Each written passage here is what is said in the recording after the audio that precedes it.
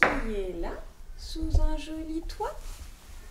Les rythmes pour l'enfant, c'est assez important parce que ça permet d'apporter une sorte de cadre, enfin une structure un peu qui sécurise l'enfant.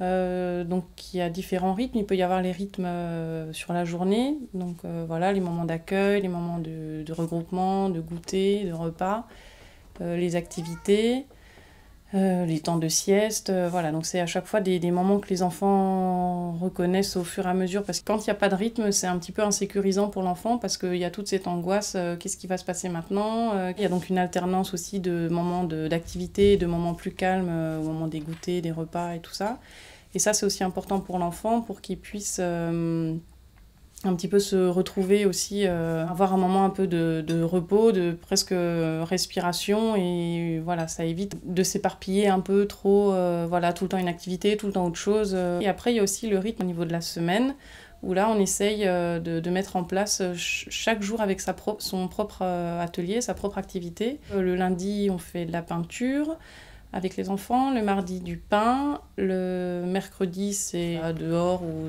du jeu un peu plus libre.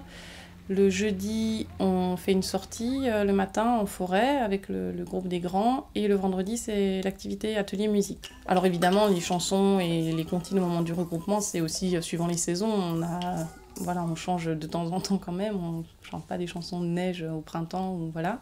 Mais on garde après les chansons quand même assez longtemps pour que l'enfant puisse l'apprendre, puisse se l'approprier et puisse après la partager avec nous et faire les gestes. Et après, commencer aussi à retenir un petit peu les paroles.